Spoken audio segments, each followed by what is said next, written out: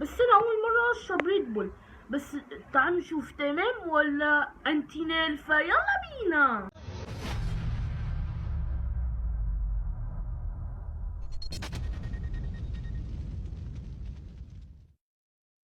اخواتي وحبايب قلبي، ازيكم يا جدعان؟ عاملين ايه؟ كله تمام ان شاء الله، بيكون كله تمام جدا.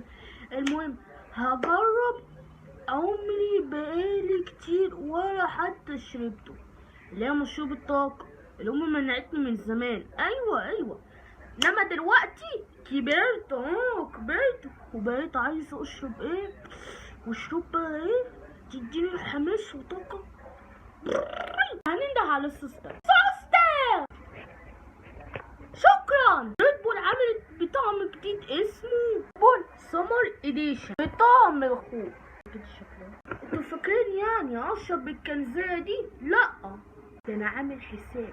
سوسته، شكرا. ادي كنز وادي كوبايه. اقولكوا على سعر ريد بول عامل 40 جنيه. فيلا بينا تعالوا نشوف تمام ولا انتيال يبقى طعم خوخ عامل ازاي. فيلا بينا يلا بينا.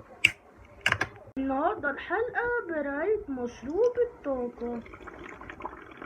لونه غريب، ايه ده؟ بصوا ده لونه غريب بس محمر شوية، تحسه كده مية معكرة، بس ده ريحته غريبة اوي.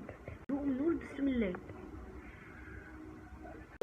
بس فيه طعم خوخ كده، بس هو مزز بس صناعي، تحسه كده طعمه مز بس ما فيهوش سكر يعني.